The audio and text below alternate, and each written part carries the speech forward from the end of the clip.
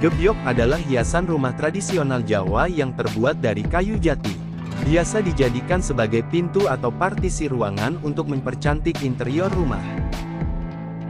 Bahan yang dibutuhkan antara lain kayu jati, pisau, gergaji, paku, dan lem kayu. Selain itu, diperlukan gambar gebyok sebagai acuan pembuatan.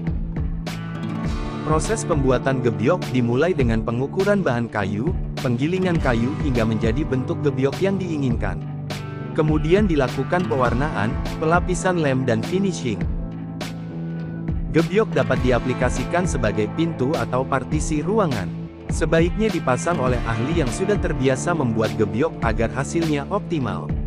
Biasanya, gebyok ditempatkan di ruangan berukuran besar untuk memberikan kesan megah dan elegan. Gebyok dapat diartikan sebagai elemen arsitektur tradisional yang memiliki ciri khas ukiran Jawa dan sering dijumpai di rumah-rumah adat Jawa. Gebyok Sajroningrat merupakan jenis gebyok yang paling sering dijumpai. Sedangkan gebyok limasan mempunyai bentuk lengkung yang tertutup. Gebyok Jepara memiliki ukiran-ukiran yang rumit. Selain itu, gebyok dipakai sebagai elemen arsitektur yang memberikan kesan artistik pada bangunan. Gebyok juga digunakan sebagai pemisah antara ruang-ruang dalam sebuah rumah. Untuk itu, gebyok perlu dihafalkan secara berkala agar terhindar dari hama dan kekeringan.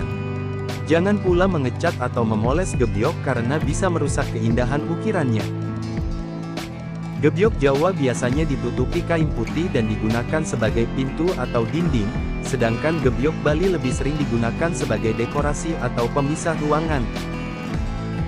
Gebyok Bali juga terkenal dengan relief yang dalam dan menghasilkan bayangan yang indah, sedangkan gebyok Jawa menggunakan teknik ukir yang lebih tipis sehingga menciptakan kesan yang lebih halus.